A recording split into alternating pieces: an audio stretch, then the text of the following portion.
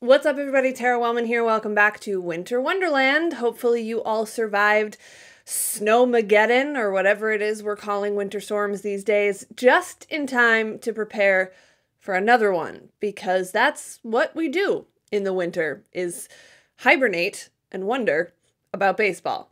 Now, with winter warm-up happening this weekend, it may start to feel a little bit more like baseball is close, but there's still a lot of things to be determined in the baseball world before we kick off spring training, much less the regular season. So joining me today to talk a little bit more about what the Cardinals still need to do, or how their spring training and regular season looks to be shaping up, is Jenifer Langosch, who, as we learned this week, will soon be moving on from her time in St. Louis, but I was thrilled to catch up with her one more time before she heads out of town.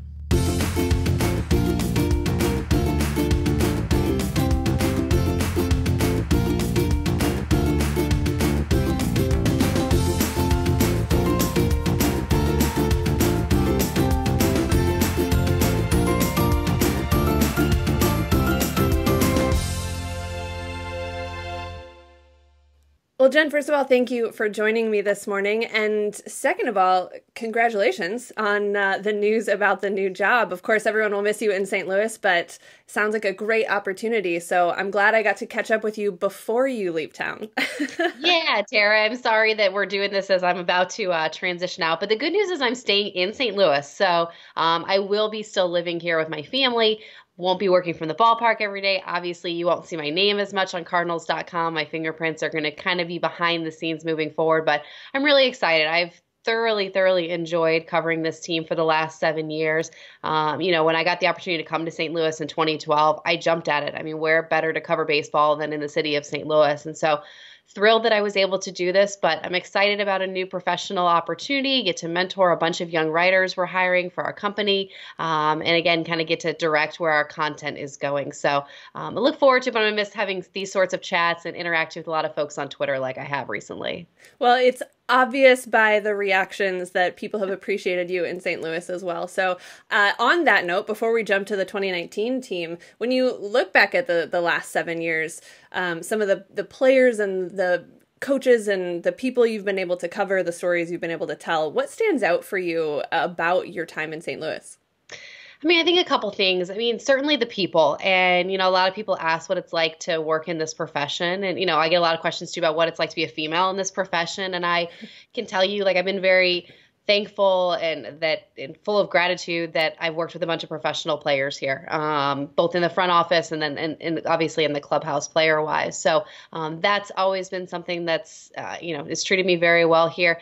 I think the other thing about coming to St. Louis is I have essentially covered meaningful baseball every single day at the ballpark. I mean, what can we count on our hand, like 7 games, maybe in the last 7 years, where the Cardinals didn't take the field with something legitimately at stake. And, after covering baseball in Pittsburgh, which I loved Pittsburgh, and I will never speak ill of Pittsburgh, but covering baseball there for 5 years in kind of the depths of their worst as a franchise, to come here, it was really refreshing to see how much baseball mattered. So, I felt like the coverage that I was providing was important to the community here. And again, to be able to cover postseasons and playoff games, I was going through yesterday, kind of through my mind, some of the most favorite games I've covered.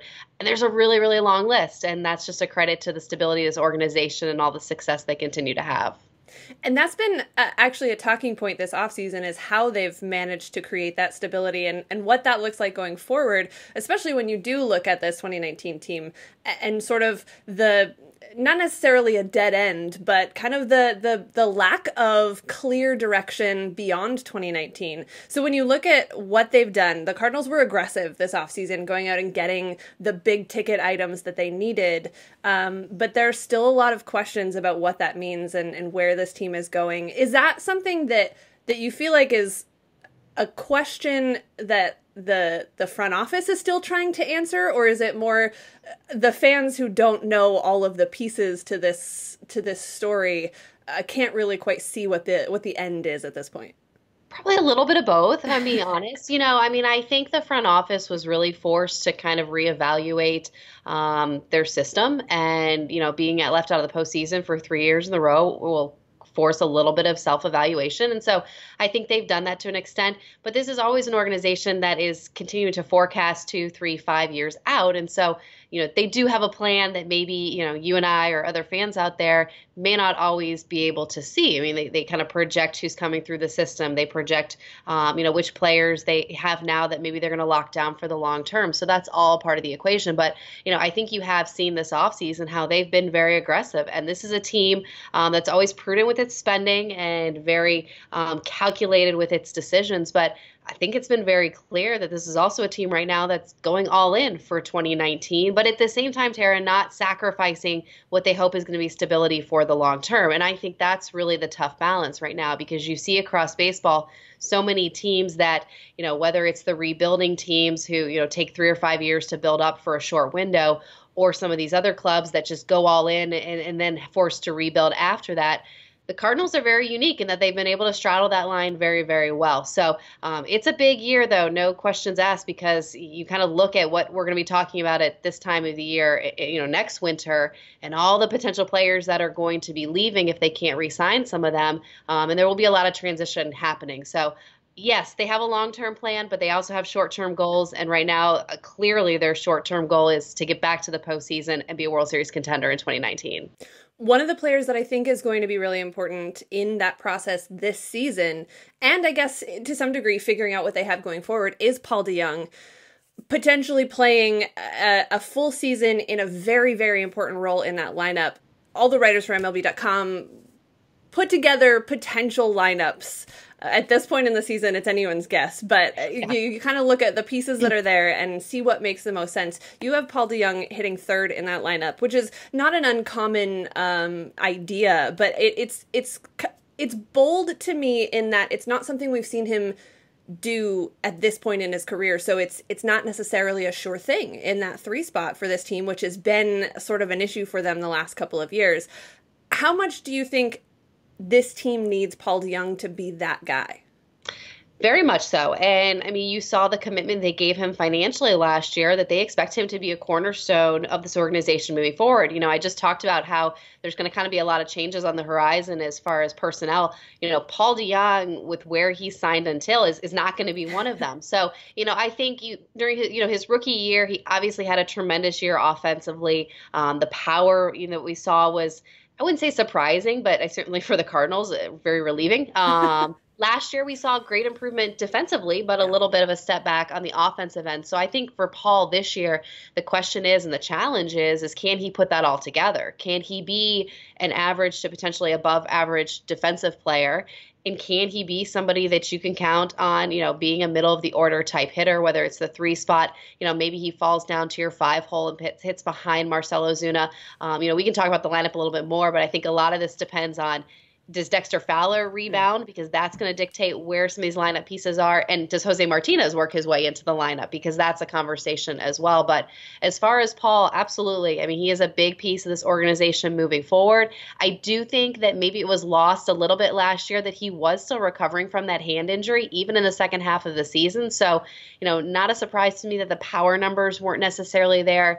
The hope is now that that's past him, that he can get back to being the hitter that we saw his first year up.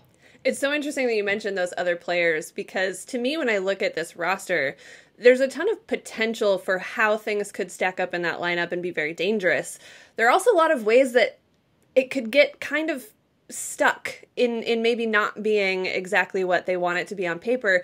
Dexter Fowler being one of those guys, obviously, in a lot of ways. A lot of talk about him this offseason, and for very good reason. But what is good enough for Dexter Fowler in 2019? What does it look like for him to have a rebound year that allows him to be the piece in the lineup wherever they need him to be, instead of sort of burying him somewhere to hope he figures it out? Yeah, I mean, I think if he can be a capable 5 or 6 hole hitter, I think that could potentially be good enough because of the addition of Paul Goldschmidt and perhaps, kind of the resurgence of a Paul DeJong. You hope for a bounce back season from a guy like Marcell Ozuna as well. So let's not forget about him. But, I'm not sure that, Dexter Fowler has to be the guy that we saw here in 2017. It's interesting because you look back at that 2017 season for Dexter, and as it was going along, quite honestly, it felt a little bit underwhelming. Yeah. And then you got to the end of the year and you look at his numbers and you're like, He did okay. I think what was surprising is you saw these power numbers you didn't expect, but maybe you didn't see the on base percentage that you did. So I think if he can find a balance there, certainly it could be good enough. Now, one of these questions, again, and it's something that's going to be kind of lingering over this club until camp opens and the season starts, is Jose Martinez, right? Because if he is still on this team and Dexter Fowler is just a mediocre, average right fielder, and this is a team that all of a sudden needs some offense, I don't know how you can't turn to Jose Martinez at times to be able to be that boost. If Jose Martinez is traded in the next couple weeks, which I still think is a possibility, then all of a sudden I think Dexter Fowler has a little bit longer of a leash. But, unfortunately for him, his best years are probably behind him, but that's not a surprise when you hit your early 30s in this game. So again, if he can be a serviceable hitter who can boost that on-base percentage a little bit, show a little bit of power, 15 to 20 home runs, I think he can be a guy who probably can fit in the bottom half of that lineup.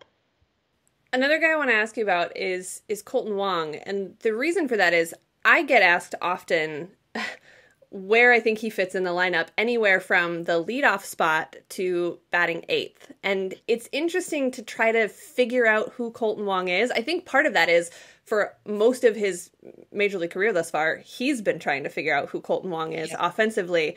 What do you think the best case scenario is for who Kolten is as a hitter and where that fits into a lineup? Well, the thing you've always wanted to see more of Kolten is his ability to get on base, right? I mean, and we've seen that in flashes, and we saw it in flashes last year. If he is a guy who can get on base at a more consistent rate, then he is somebody who can be dangerous on the bases. And I'm not just talking, stealing bases, which I still think that he can improve in that area as well, but just as a base runner and somebody who can go first to third or first to home on a double, that sort of thing. So, if he could improve that on base percentage, you could see him as a guy that could hit, maybe second or somewhere near the top of the lineup. Reality, though, I think for this year is I think you're going to see him in that seventh or eighth spot. And I think it makes sense.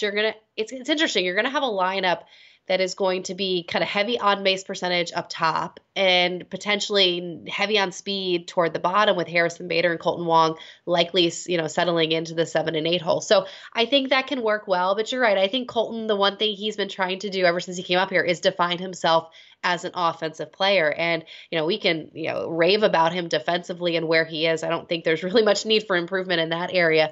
But if he can continue to be patient, continue to kind of work through the approaches that he has been in recent years, maybe trying to pull back on the power and being a pull hitter just to be able to get on base, that's where he can be most valuable for this team. And then, of course, the core of this team for the last decade plus is Yadier Molina, who may at this point play forever. Who really knows? But the Cardinals don't necessarily, sort of by design, because of how much Yadier Molina plays, have a great backup plan. And I'm not just talking about a guy to start every now and then, but a backup plan for, the what ifs of a long season where Molina, gets hurt or can't be on the field as much. What is the way to sort of sort through that? Because of course they have Andrew Kisner, they have Francisco Pena, but none of those are I don't know, maybe ready to step into that starting role all the time should that be a necessity. But you also have to balance the idea or the reality that they're probably not going to play much. So what do the Cardinals do with the idea of a backup catcher or the idea of a what-if contingency plan for Yadier Molina?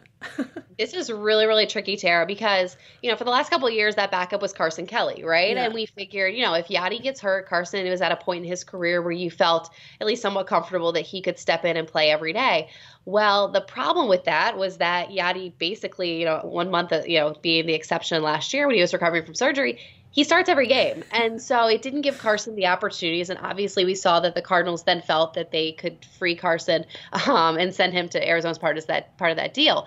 The tricky thing is when you're trying to sell a backup job to free agents and that backup is to Yadier Molina, there's not much to sell. I mean, you're essentially selling the opportunity to start maybe 30 games a year. And, across baseball, most backups are going to start closer to 50 to 60 games a year. So it's been very challenging for the Cardinals to sell this as an attractive job to players on the outside.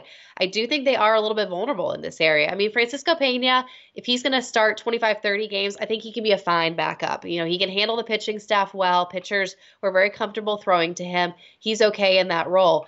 But certainly if Yadi either has to pull back on his workload significantly or if there's an injury that keeps him off the field, especially in the first half of the season, I do think there could be some issues. Now, Andrew Kinsner is a guy who I wouldn't be surprised, Tara, if we see him up here by the end of the year, maybe as a September call-up type player. And I think as you forecast to 2020, he's somebody that you see as a legitimate backup to Yadier Molina and then the potential heir apparent to Yadier Molina. But at this point, when you look at April, May, and June, the Cardinals really want Andrew to get some exposure at the AAA level first. So it's going to be tough. It's been really challenging because I think the Cardinals expected that at this point in Yadi's career that he would start to pull back a little bit in terms of workload. Clearly, he's not going to initiate that. And really, I mean, as you look at what he's doing on the field, there's not really a reason for the Cardinals to initiate at this point. Yeah, that's you expect that at some point, but at this point, as I said, now you almost kind of just expect him to play forever, right? When you listen to him talk, though, he's not entirely convinced of the end of his career either. Do you have any sort of gut feeling about how long Yadier Molina is going to continue to play? Yeah, it's interesting because you asked me this 2 years ago. I would have said 2020 at the end of his contract, I think was going to be the end, and he essentially said that. Right.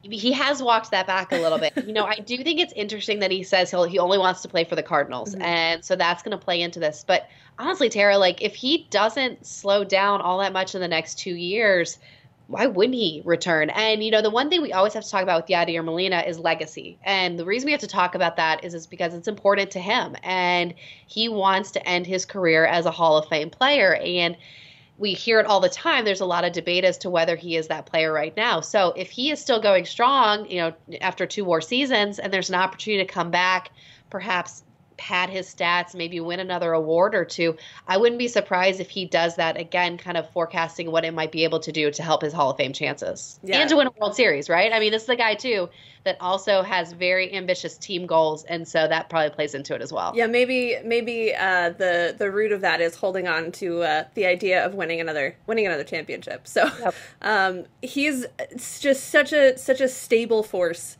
for this team. And then you look at the pitchers that he's had to work with over the years as well.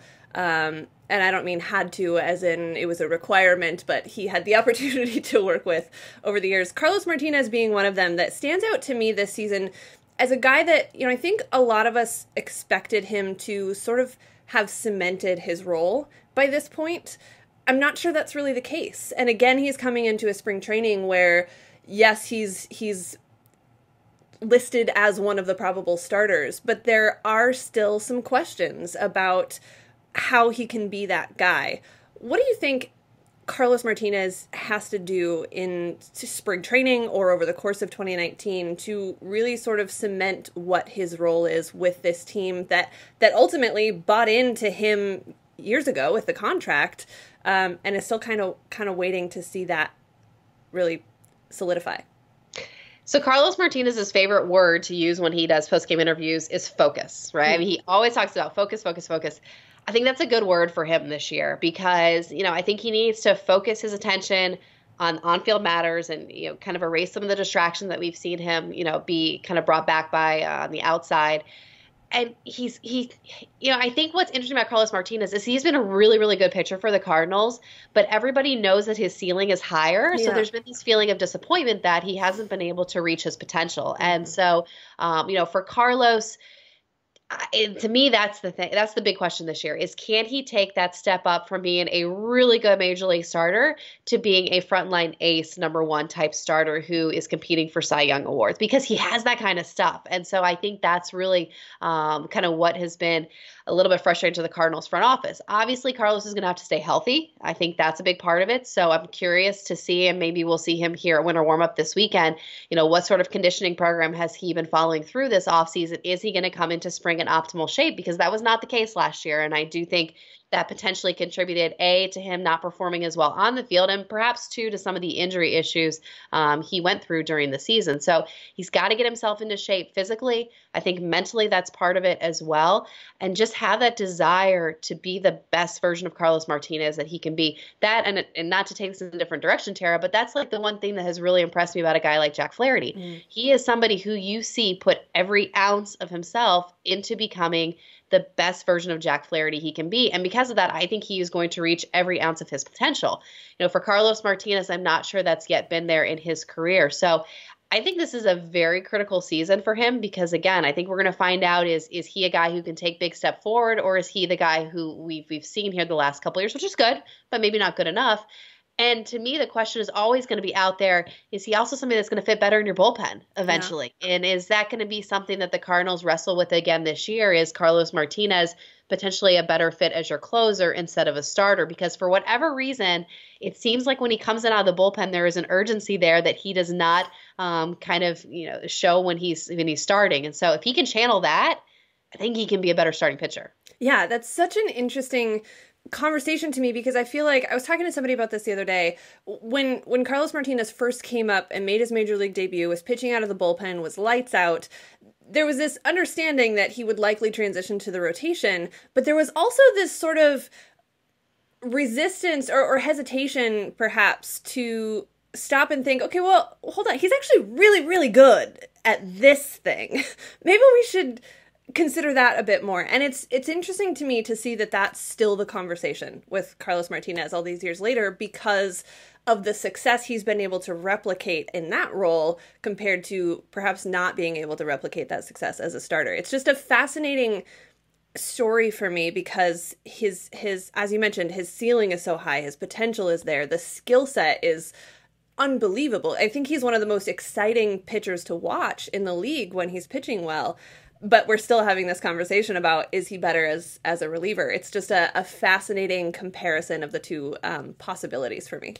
Yeah, and sometimes you wonder if Carlos enjoys that role more, too. I mean, you talk about him being really, really good at it. Sometimes I'm like, well, I think he has more fun at it as well. And of course, the reason why the Cardinals, still excites them about his potential as a starter is, I mean, Carlos has like 6 pitches. Yeah. So, usually when you see guys transition to the bullpen, it's because they don't have enough pitches to be able to make it through a lineup, 2 or 3 times through as a starting pitcher. I mean, Carlos, that is not an issue. You don't know what he's going to throw on a given day because he's got so much in his arsenal. So again, I think that's why the Cardinals feel like they want to give him every opportunity to reach his ceiling as a starting pitcher. But, at some point, and the reason we can have this conversation is because the Cardinals have so many starting pitching options as it is. Do you have potentially a better fit with him in the bullpen and one of these other young starters in your rotation? Maybe kind of that maximizes 2 assets a little bit better. We'll see. Yeah, it's the Cardinals do pitching very well. They do. So that's that lends itself to a lot of these maybe win-win situations. As far as the rotation is concerned, you mentioned a lot of those young guys. It seems on paper that the starting rotation is fairly outlined as far as who's going to be in that rotation. I guess Adam Wainwright's probably the biggest question mark there, but sort of pencil him in until proven otherwise as far as I'm concerned. But if there was one of those other young guys that we saw at times last year who could make that leap and take one of those spots in the starting rotation, who do you think it would be at this point? I look at Austin Gomber as a really interesting case, and I say that for a couple reasons. I mean, number one, he was impressive last year and coming up, and so I think there's potential there. But number two, I just like the idea of having a left-hander in your rotation. And we saw last year the Cardinals went, for the most part, all season with a right-handed all or heavy rotation. And I think that can be a little bit of a detriment in terms of, you go to play a series and you're giving teams sometimes too familiar a look one day after another. And so I think, if he were to take some steps forward and really make a strong impression, that perhaps he would be next in line. I mean, the easy answer is a guy like John Gant because he pitched so well in the rotation last year. But to me, Tara, and this isn't to kind of diss on John Gant, but he's just a guy to me. Yeah. And I think that they have a lot of guys with the same potential. So Austin is somebody who intrigues me. He is going to have to take some steps forward in his career. He's somebody too that could maybe end up in the bullpen. We talk a lot about left-handed relief, and I know the Cardinals answer that question a little bit with Andrew Miller, but Austin Gomber I think is somebody else who could potentially factor as a lefty in that pen. The bullpen is an interesting mix. It is. I don't know if we have time to dive down that rabbit hole, but if there's a standout guy who needs to contribute in that bullpen for it to be at its best, or maybe someone who has been underrated that can have that sort of key impact in the bullpen. Obviously, Andrew Miller, when he's healthy, we know what he is. We saw Jordan Hicks last year come up and make an impact. But if there's a guy that maybe can pull that all together or be the piece that makes you feel a little bit better about this bullpen, who is that guy? Yeah, I mean, we can go in different directions with this. I think one guy is Mike Myers. And, I think we saw really interesting potential from him last year, but I don't think he had the consistent opportunity to showcase that potential. Heck, he was not somebody who I thought would be out there throwing 98, 99 miles an hour. And I don't think anybody did. No. So, I don't know where that came from while I was on maternity leave, but all of a sudden I came back and I was like, this is not the guy I had covered before. So he is somebody that really intrigues me, and I think Mike Shildt really likes him, is going to give him some opportunities. John Brebbia is somebody that we probably don't talk enough about. I mean, we could argue that he was maybe behind Norris and Hicks, their best reliever last year in terms of consistent performance. So I think he, too, is a guy who should be able to factor potentially into those late innings. My wild cards here is the Cardinals have to get something, hopefully, from either Gregerson or Cecil. And I'm not totally optimistic they're going to get something from both of them, so we'll set the bar a little bit lower. But when you look at what they invested financially, but also the fact that these are two, veteran arms that can be assets in your bullpen, can they stay healthy, number one, and be effective, number two? I think that could go a long way in terms of stabilizing the bullpen. But both are huge questions for me coming into spring. And quite frankly, I think if we get to the end of spring and either is not healthy or not performing, I wouldn't be surprised if the Cardinals cut ties. But at this point, they would certainly like to be able to recoup a little bit from that investment. Yeah, with the way they've been a little bit aggressive this offseason, I wouldn't be surprised if they finally just sort of bite the bullet and make that move. The last question I have for you is a little bit broader. You came back after maternity leave, as you mentioned, to a bit of a crazy summer storm of baseball that no one could really figure out. But now we have the Mike Shildt era, and it's his chance to come in and set things up the way that he wants them to be, to run things the way that he sees is best. From what we saw from Mike Shildt, from what you could take away from the madness of the late summer for the Cardinals in 2018, what expectations do you have of Mike Shildt and the impact that he can have leading this team forward? Mike Shildt is very, very impressive. And, it was interesting to me when he got the full-time job, kind of the national reaction to that being so different than the local reaction to that, because I think those who have followed the Cardinals respected his climb through the system and was very familiar with kind of his resume. On the outside, the questions were, well, why would they hire this guy and not go interview Joe Girardi or somebody of that like? I think Mike Shildt is very much the right man for this job. When players can be very candid off camera and, when the microphones and the tape recorders go away, I have not heard anyone say anything negative about Mike Shildt or the job that he did coming in last year. I mean, he kind of transformed how the communication in the clubhouse and it just went seamlessly from that point forward, not just between players and the manager, but also between the coaching staff and the manager and the coaching staff and the players. So I feel like everybody's pulling in the same direction again. And, to me, that's the credit of the man sitting in the manager's office. So, it's going to be interesting because, let's be honest, Mike Shildt faced very little adversity last year, right? I mean, they kind of stumbled toward the end, but, for a lot of folks, it was just exciting that they were even in it until the end of September. So how does he handle adversity and how does the clubhouse respond to that is going to be something that we're going to see play out at some point this year, most certainly. But I think Mike Shildt is going to hand this clubhouse back over to the players in many respects. He's a teacher at heart. I think he's going to have a great focus on the fundamentals and actually be able to execute that instead of just kind of saying that's a focus, really be able to push this group toward it. I think he's assembled a very impressive and diverse coaching staff. And so I'm curious to see in spring training how that all comes together. And I think their strengths will kind of complement one another. There's kind of the mix of the analytics type coaches, but also then maybe more the old fashioned just communicators and teachers. So I'm excited to see what he can do in a full season. Certainly he's, being given a team with a lot of potential and a lot of promise. But I think that there's a lot to be excited about. I also am encouraged, Tara, to add one last thing. He's a student of the game, and he's very curious about where this game is going. And he studies, he watched the playoffs with an eye to bullpen usage in particular, and to see what other managers are doing. So I think he's really going to be kind of upfront in maybe changes you see analytically and strategically, which is something we hadn't seen here in recent years. Yeah, I think I'm almost as intrigued by that, by Mike Shildt, by the coaching staff that he's brought in, and how that can change the dynamic for this team, as I am to see what the players actually do this year, because there is so much potential there. But it's going to be, I think, driven by that foundation that's laid by Mike Shildt early this season. So lots to look forward to, lots of questions still to be answered.